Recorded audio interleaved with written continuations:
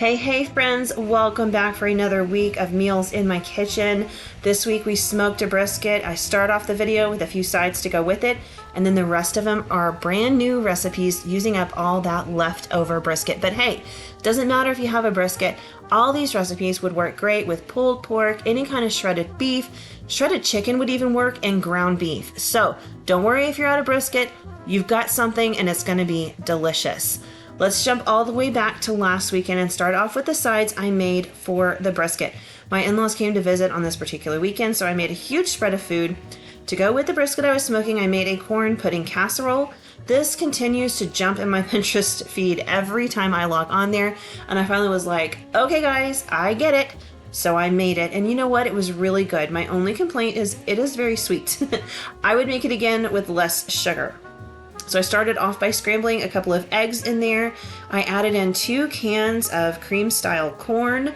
And this is not in any of the recipes, but I'm gonna add in a little can of green chilies just because I know that goes well with corn. A lot of times when I make cornbread, I will throw a can of green chilies in there. It is incredible. If you haven't tried that before, give it a shot. It is insane how good those green chilies are with cornbread. So I just threw the whole little can in there. It's just one of the small ones. I think it's 4 ounces. Then I added in the sugar. It did call for a whole cup of sugar, I think it was.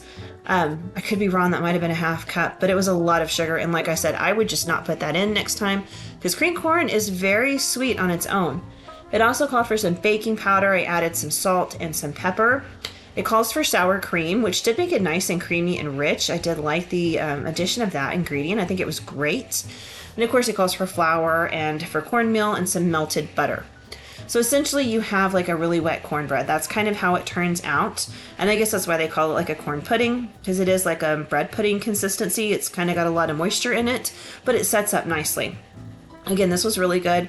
And I will list or link the recipe for every single thing I'm showing you guys down below in the description box. So if you want to try this at home, all the information will be down below. Be sure you check that out. Where I can, I always link recipes. And if not, if it's one of my personal recipes, I do always just list those out for you guys so you have them. All right, so I'm still mixing everything together, and then I'm going to grease a casserole dish and just pour that batter right on in there. And then you just bake it. It does bake for a long time, so make sure you set aside a good chunk of time. I did this before I worked on anything else, just because I knew it would take quite a while. So aside from this corn pudding casserole, I made a traditional green bean casserole. We eat this all the time for like family get-togethers and stuff. Super simple recipe, and I'm sure most of you guys know this one, but I'm sharing it just in case some of you have not seen it made this way before. 2 cans of drained green beans, 1 can of cream and mushroom soup, but you could really use cream of whatever soup you want. It doesn't matter, really, whatever you like. I throw in a handful of those cooked bacon pieces that I buy at Sam's. Those really are a lifesaver because they're just convenient to throw in all kinds of things.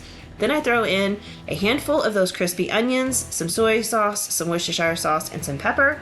Mix it all up, put it in a nice greased casserole dish, and top it with some more of those fried onions. Bacon and onions, you cannot go wrong. This combination is just perfect. This casserole is easy to throw together, it takes no time, and it's very budget friendly, and people always enjoy it. So if you haven't made it this way before, give it a shot.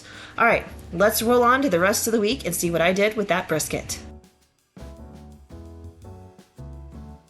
Hey friends, it is Monday in my kitchen. I really want to say Tuesday.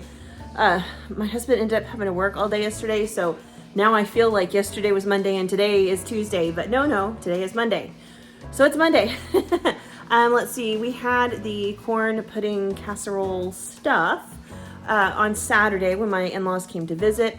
It was so good. If you like cornbread, like a sweet cornbread, this was definitely sweet, like a sweet cornbread. It tasted amazing. Those green chilies, they were magic in there. I think if you didn't want it as sweet, you could probably just leave all that sugar out and it would probably still be really good. And of course I shared my green bean casserole. Always a favorite of mine. I love it, probably because it's loaded with the fried onions and bacon, and you can't go wrong with that. It's so good. Anyway, today I have been in the kitchen for a while doing some food prep. I am sharing that in a video. We got some sweet treats, some granola, all kinds of stuff going on in here. A lot of heat too, because the oven's been on for a while and it's hot. But it's time to start thinking about dinner. I'm gonna prep the casserole a little early today just because I've been in here for so long. I'm just gonna go ahead and finish doing all the things I need to do in this kitchen, and then I will go work on the other things I need to work on. So we're gonna make the chili relleno casserole with the leftover brisket. Super excited about that. Cannot wait to try it. I think I said it in my grocery haul. Chili rellenos are like one of my favorite things. I typically get the cheese chili relleno when I go to a Mexican restaurant, but I love chili relleno. If you don't know what it is, it's a pepper. I don't remember if it's a poblano pepper or which type it is. I always use poblanos when I make them at home, but they just kind of hollow it out and stuff it with cheese or meat or both. I prefer just the cheese, and then they batter it with an egg white batter, fry it, and then serve it with some sauce on top. And the sauce varies from place to place. But oh, I just love a chili relleno, so delicious. So we're gonna do this chili relleno casserole. I've made it before and it's always super eggy, but I always just do it the base recipe, which is just cheese. So today we're gonna throw in the brisket, and I think that's gonna kind of counter that super egginess that's in it. Anyway, let me flip you guys around. First I gotta chop up some brisket. I'll do that before I start filming everything else, and then we'll get it together. Let's get cooking. I chopped up some of my leftover brisket, and then I diced up 1 onion. I'm gonna add some oil to this pan. This is my garlic oil, just to add a little extra flavor. And then we're gonna add the onion in. Now, if you're doing this at home with ground beef or ground pork or ground turkey or leftover, or no, any of those, you'll wanna go ahead and cook those with the onion and get it all cooked together. If you're using leftover meat like me, you want to do the onion first, and then you can put in your leftover brisket, your leftover roast, your leftover pulled pork, whatever it is you have. All right, we're going to cook this for just a couple of minutes before we add the brisket in here. I did share the cutting board, so a few pieces of brisket might have slipped in here, but that's okay. We would want to go ahead and add in some salt and pepper.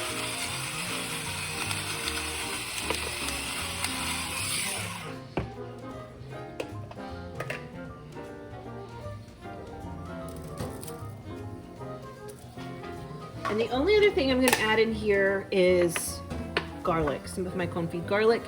That's it. My brisket is seasoned because we smoked it. It has flavor already. So I don't want to do anything that's going to clash with it.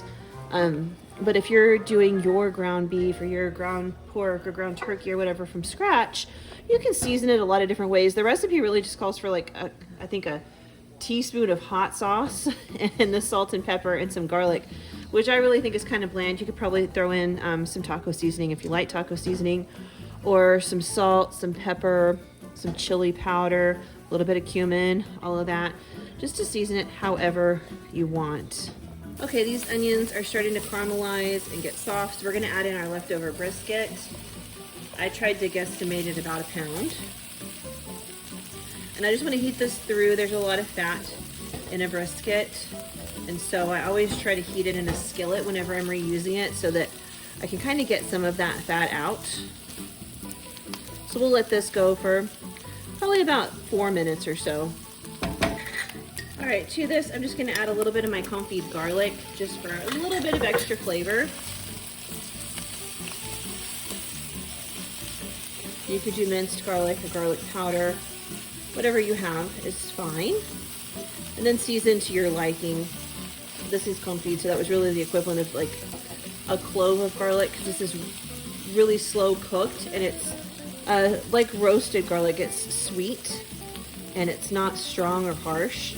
So I use more of it than if I was using a regular clove of garlic. All right, that looks perfect. We're gonna turn the heat off and let that cool for a minute. Okay, we want to go ahead and make the batter, I'm gonna call it. It's kind of like the breading for the fried chili relleno. So it starts off with 2 cups of milk.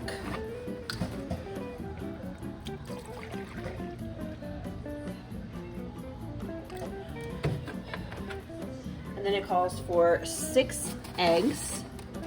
I have an egg yolk in here that I used the egg white for something the other day, so I saved the yolk for this or for the quiche. I obviously didn't put it in the quiche, so we're gonna put it in here. We'll start off with this egg yolk, and then I'm just gonna add 5 more eggs.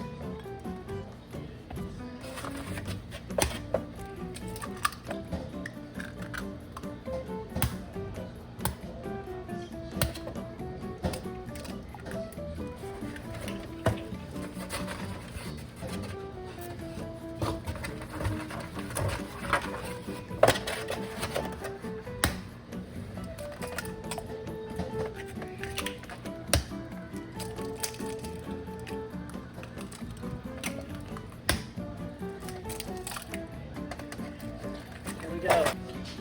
Okay, I just want to go ahead and beat this a little bit to break those eggs up.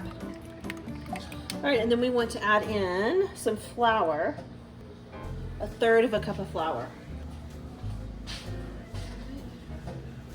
And I want to go ahead and add some salt and some pepper into this just to give it a little flavor, because I feel like it might be a little bland.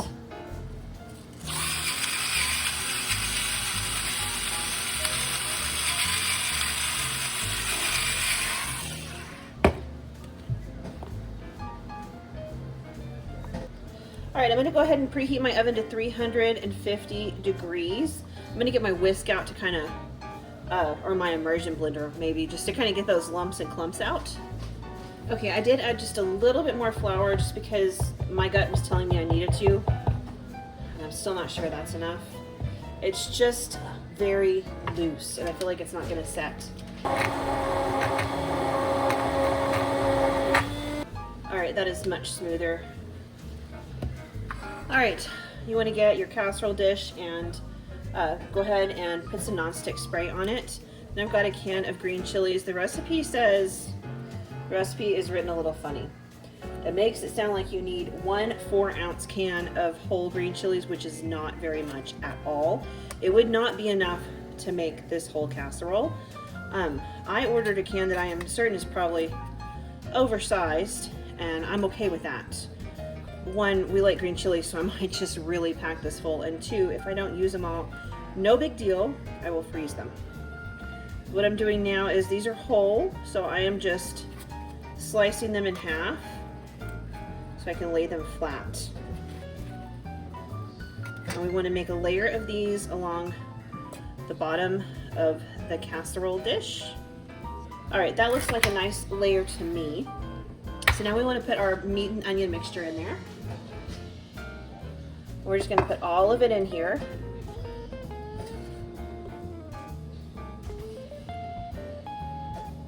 All right, so I did shred up 2 cups of cheddar cheese. You can use any kind of cheese you want. Traditionally, when I go to a restaurant, it is cheddar cheese that is served with the chili relleno. But I mean, if you want it like pepper jack or something, that'd be cool too. All right, I'm gonna put about half of it on there. And then we want to put another really solid layer of peppers. I feel like I only have 1 left, and there's a little space right here in the center. We're gonna make him fit. And this is a 1-pound can of diced green chili, so it is a lot more than what the recipe calls for.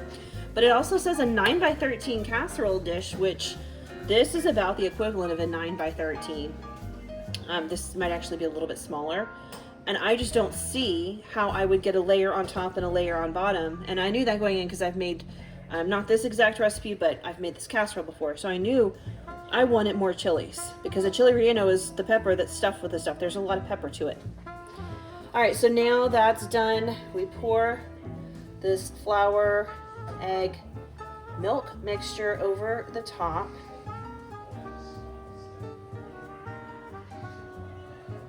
And I am being super cautious because I don't want to overflow my bowl.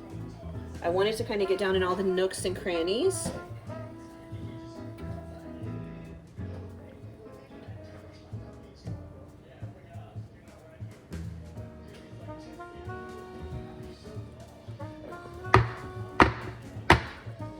See, there's some air bubbles popping up in there.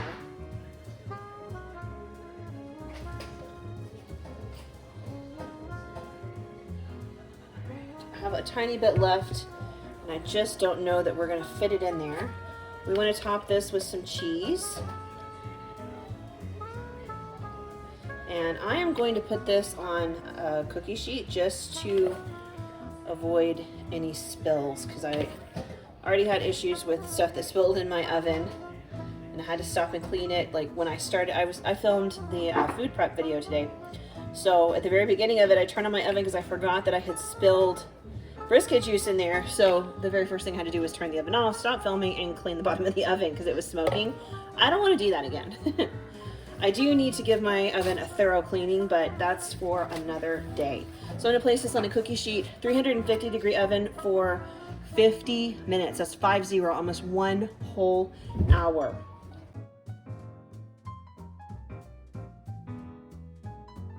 Hey friends, happy Tuesday here for me. We're about to get started making some dinner, and tonight we are having Salvadorian papusas. Never had them, never made them. Totally new recipe to me, so I was just kind of scrolling through Pinterest looking for ways to use up leftover brisket, and this popped up in my feed, and I thought, hey, that sounds great. I was torn tonight. Do we do the tamales? Do we do the papusas?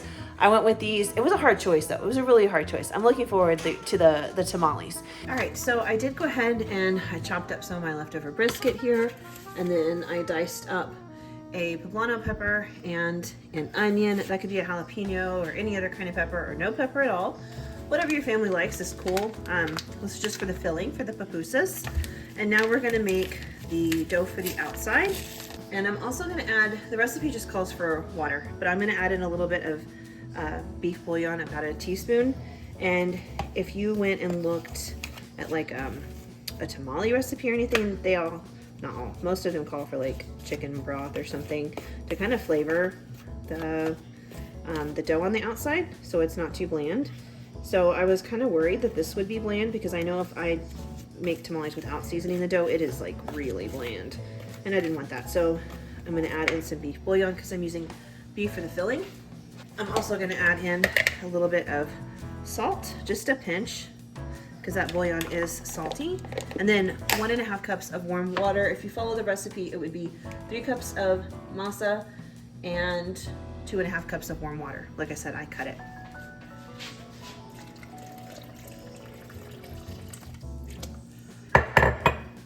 And then we mix. You do want to try to mix it quickly while the water's still warm before it has a chance to cool off. And like with any dough, you may find that you need a little bit more liquid. I think this is actually looking pretty good. So I'm going to just let it be. I just want to make sure all the dry ingredients are incorporated into the wet. All right, that dough looks good to me.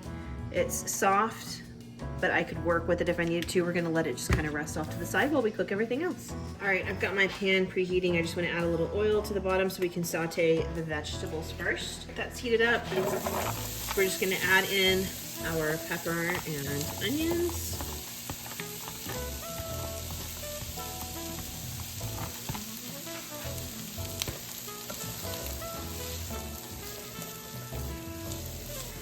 All right, I'm gonna add a little bit of garlic in now, just for some extra flavor. This is my confit garlic. You could use garlic powder, minced garlic. You could do like 1 to 2 cloves. I'm not looking for a super strong garlic flavor, so I'd probably keep it at 1 clove or just a dash of garlic powder in here. But I do want a little extra flavor. I did do a tester to see how this worked, because I'm not 100% on these directions. They say to take a golf ball sized amount of dough, which is what I have here, and then they say to flatten it out to 4 inches in diameter. I actually have a tortilla press. That is what I am using, but you could always use a rolling pin or just good old-fashioned arm muscles.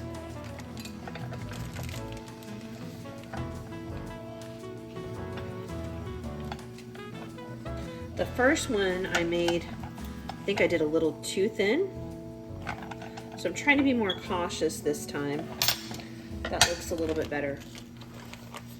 So it says 4-inch diameter, which I think this is, and then it says the dough's going to crack a little, so just use extra dough to patch it.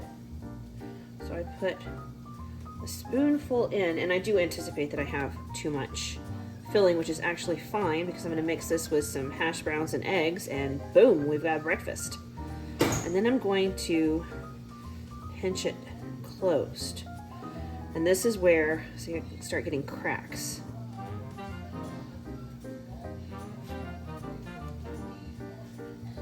This one went much better. I did keep it thicker. And now I just have to patch this crack. There we go. So I think they're supposed to be circles. I don't have the picture in front of me, but I feel like the picture showed circles, and I'm making more of like an empanada. But I think the flavor will be the same. So you just take these and put them in a lightly oiled skillet. So we'll work through all these and then head over to the stove. All right, so I have a couple cooking. This was my first one, and like I just don't have high expectations for him. This was the second one, which was much better. Getting a little nice color there, and I just put that one in. So we'll keep cooking these as I keep making them. I think I am gonna add a little bit more oil to the pan, just because I feel like I need to.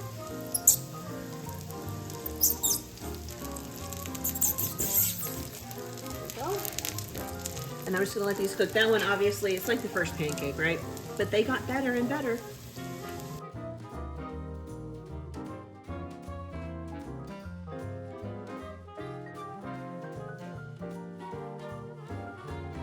Hey friends, welcome back. It is Wednesday. I'm losing track of the week. We go back to school, well, not back, we homeschool. We start back to homeschool next week. Without it, I feel like I lose track of what day of the week it is, just without that to anchor me, Anyway, it is Wednesday, so we are making tamales tonight. Super excited about that. The papusas last night were fabulous. They really do kind of remind me of tamales. They are similar in flavor, but definitely different. But I'm super excited about this. So I'm gonna go ahead and get my brisket out and kind of just chop that up first, because you guys know I cook the brisket. You don't need to watch me chop it. I'll get that chopped, and then I will grab the camera so we can get moving on the rest of it. Okay, first things first, before we start chopping up the brisket, these are some corn husks that I put in here. So I buy these at H-E-B. It just looks like this. I'm sure there's like a ton of brands out there. This is just what I normally get. I know Walmart sells them too. They were just a little more expensive at Walmart. But this is what you wrap tamales in. So I ran some super hot water and put about 24. I don't know exactly how many tamales I'm gonna make. So I just pulled out 24, and then I weighted them down with this bowl right here to keep them submerged in the water for the most part. And you wanna let them soak for like an hour. So I'm gonna push that off to the side. The first thing I wanna do is get some chicken broth. The recipe actually calls for beef broth, but I don't have any on hand. But I do need to use this chicken broth up. I'm gonna pop this in the microwave so it'll be nice and hot. All right, I'm gonna go ahead and mix in my dry ingredients. So I need 2 cups of masa.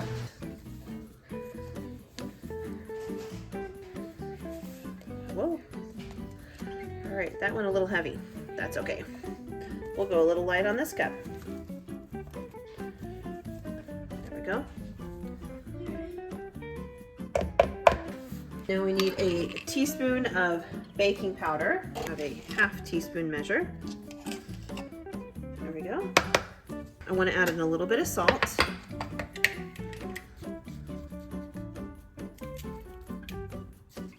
All right, I'll mix this real quick.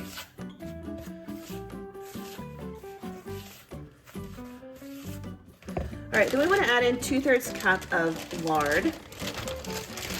I do usually have some of this just because I do like to make flour tortillas from scratch, and it does call for, the recipe I use calls for lard. I've seen some people use oil before, and I may try that next time, but for now this is how I've always done it, and this is what you need for this as well. So you need 2/3 of a cup. This is why we needed the hot water to help melt this.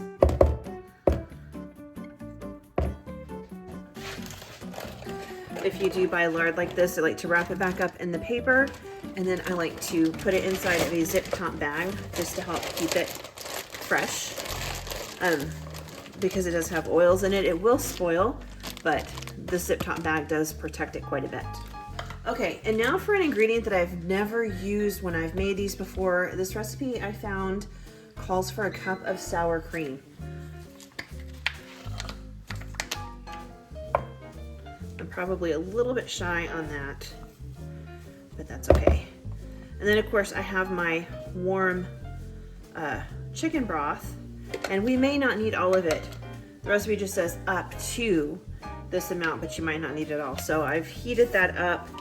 First I'm going to try to kind of mix this in a little bit. Okay, this is nice and hot, and I've kind of incorporated that in, so we're gonna add some of this just to kind of help start melting that in a little bit.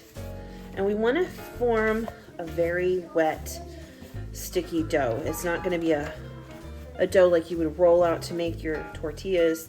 This is gonna be a little bit stickier because we're gonna almost just spread it inside of the wrappers. All right, this looks great. I'm gonna set this to the side. Just let it rest for a little bit. All right, so I chopped up my brisket, and I chopped it pretty well. I did add a little bit. I had reserved some of the cooking liquid and juices and stuff from the brisket, so I added that back in. It just kind of helps keep it from drying out because we do eat on it for a whole week. I'm gonna let this heat up, and then I'm gonna add in a little bit of this just for some added flavor. All right, I'm gonna add in a little bit of this enchilada sauce. Not much, probably about 1/4 to 1/2 cup. And then I'm gonna let this simmer for probably about 10 minutes or so, and just kind of reduce a little bit and cook the flavor into the meat, and then we'll be good to go. All right, it is go time. So this is when I'm gonna put the finished tamales in because I steam them to cook them. And so what I will do is just place this inside of my big spaghetti pot, and then you can either just put a lid on top or you can put aluminum foil on the top to keep the steam in. Totally up to you, but a nice big colander and a spaghetti pot are really all you need for this. Then I've got my corn husk, my masa, and my filling. So we're just gonna start rocking through and see how many of these we can get done. So I've seen people do these 2 different ways when it comes to folding. They'll spread the masa here, and then some people will fold this side over and remove it from the masa and then fold that side over so that it's like one solid piece, and then some places will just have the wrapper in the middle. I've done it both ways, so it really is, I guess, whatever method you like better. All right, I'm going to, I forgot to get water. I need to get some water to dip your fingers in so this doesn't stick to you.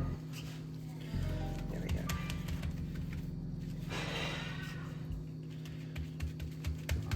Then you just spread this all over the corn husk. And I'm kind of slow at this because I am not a professional. But the more I do, the quicker I do tend to kind of get with it. Just make sure you kind of keep your fingers wet so that nothing sticks. And then get a nice layer. And then you place a little bit of filling in there. Like that. And then you roll it up. Like that. And then we'll roll the other side. And now I'll fold this side back over, and then I always fold the tops down like that, and then I place them into steam. Some people will tie them. I've never tied mine. I just don't feel like I need to tie mine. They always hold just fine when I steam them, so. All right, friends, here is the setup. In the bottom of this pot, I have about an inch and a half of water. Then I put my, what do you call it? My colander in there with my tamales, and then this is the lid to the pan I cooked the meat in. It's what I had on the meat when I was done cooking it, so this is wider than this pot, so it leaves a little gap for steam to escape. But if you look, none of the drainage holes on the colander are showing, so the steam stays in there, and it's going to cook the tamales. It takes roughly about an hour, sometimes an hour and a half, depending on how many you have. You just want to make sure that the masa sets up and it forms like something similar to a steamed corn tortilla.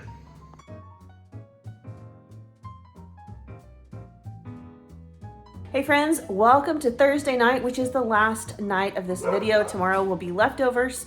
We have used the brisket so well this time, and I think I have some to freeze, so I'm super excited about that.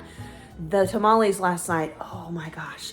Best batch of tamales I have ever made. If you guys only cook one thing from this video, invest the time, make the tamales. They are incredible. You could do shredded beef, you could do shredded pork. I've even seen people do shredded chicken down here where I live. For me personally, I usually try to go to beef or pork, but I had chicken one time and it was good. It had a lot of flavor. So definitely consider tamales. Anyway, tonight we're gonna make some brisket pasta. I've never had it before. Really excited to try it. I do love a good pasta. So there's a little bit of vegetable prep. I'm gonna slice the mushrooms. I'm going to dice an onion, and I've got to chop up some kale. I do have, normally I just buy the bagged kale, like the chopped, washed kale in the bag. This time I have this stuff from the store, so I'm gonna wash it in my salad spinner and let it just kind of hang out and dry while I do everything else. And then I will prep this. You just pull it off the stems, use your little dinosaur claw like this and run it backwards up the stem. It pulls the leaves right off, and then I will just chop it right up and we'll get to cooking. All right, I've got a pan here with some garlic oil heating up right now, and we're gonna go ahead and toss in half an onion that I diced and 1 pound of mushrooms that I sliced. You can slice them as thick or as thinly as you would like. There are some people in my family that don't like mushrooms. So in order to just kind of accommodate them, they like the flavor it brings to a dish, but they don't want to eat them. This makes it easier for them to kind of pick around. So those of us that do like mushrooms can have all of the yummy mushrooms. But if you want more bite-sized pieces, that's totally okay. Chop them a little more bite-sized. This is just for the convenience of my family. All right, this has been cooking for about 5 minutes. So I'm gonna add some salt and some pepper real quick.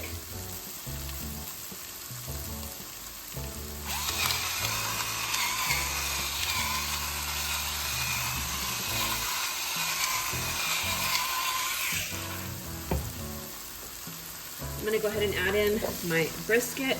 I just chopped up the slices that were left. I actually did have a little bit left over. I tossed that in the freezer. I can pull that back out. We can have tacos, nachos, breakfast burritos, or even tamales again. So that'll be real handy for something that I can cook coming up and not have to worry about buying anything for it. I'm gonna let the brisket heat up for just a minute or two because it is super cold from my fridge. Best way to slice a brisket or to chop a brisket is when it's cold. You can get super fine slices. If you want, it gets nice and solidified. I did choose to go ahead and use rigatoni for this. It's gonna be a nice hearty noodle that can stand up to the chunkiness of this sauce that goes with it. I've never had this before, but it sounds really good. And again, this is a recipe where I don't see why you couldn't substitute leftover shredded pork or roast, or even ground beef if you really wanted to. I just don't see why it would make a difference. Beefy is beefy, and those kind of all work together. Even pork works with it. I think it'd be great. All right, I'm gonna add in my 3 cups of kale, which does look like a lot, but it's gonna cook down like any leafy green does. Not quite as much as spinach, but it'll still cook down. And we wanna give this a little bit of time just because kale is so hearty. All right, I'm gonna add in a cup of the braising liquid that I saved from the brisket. So it's got a lot of flavor from the marinade that I used and from the meat itself. I had just kept it in my fridge, and I tried to heat it up just a little bit, just to kind of liquefy it a little bit. I did try to separate all the fat from it, but I don't have a fat separator, so it's not an exact science. And we are gonna need a little bit more liquid in here, so I'm gonna go ahead and add in about a cup of chicken broth because I have some in my fridge. It calls for 2 cups of the braising liquid. One, I think the flavor would be really strong because I did marinate this. There's a ton of flavor in the braising liquid. And 2, I don't know if it's necessarily gonna match with the dish. So I figure 1 cup will be perfect, and then I'll just cut it with that chicken broth. All right, this has reduced. The kale has cooked. It's gotten a little more tender. And of course you can see it's next to nothing now. So I'm gonna take the noodles from the pot next door. I did the whole 1 pound bag because that is what the recipe calls for. And I'm just gonna start spooning them over here. They're not fully cooked yet. We're going to finish cooking them in this sauce. All right, now we're just gonna go ahead and start mixing and letting the noodles continue cooking and soaking up the last of the liquid in there. A little bit of liquid left in the bottom of the pan is almost gone. There's not much. And they are about fully cooked, but I did decide I do want to add a little creaminess in here. I just really do. So I'm gonna do about like that, a little bit more than once around the pan. We'll see how that looks. I'm not looking for like a thick cream sauce or a thick white sauce. I just know I made enough so we could have leftovers, and there wasn't going to be quite enough liquid for it to reheat very well. It was going to be a little dry. Add in the 1 tablespoon of lemon juice. And I forgot to add in the 4 tablespoons of Parmesan. Remember, I am subbing this cotija cheese just so I can make sure I use it up. So we'll go ahead and toss that in.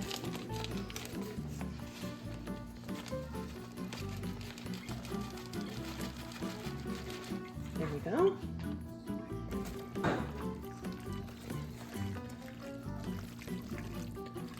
I'm going to stir really well and make sure. I'm going to keep throwing these noodles on the floor.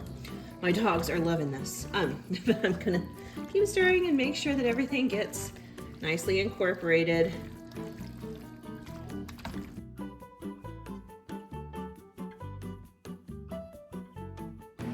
All right, friends, that does it for this week's video. We ate great. Brisket is always a winner in my house, and I love the opportunity to get in the kitchen, try out some new recipes, find creative ways to use it up. It's a ton of fun. It really, really is. I love cooking and I love getting creative, so this really gives me a chance to kind of get into that.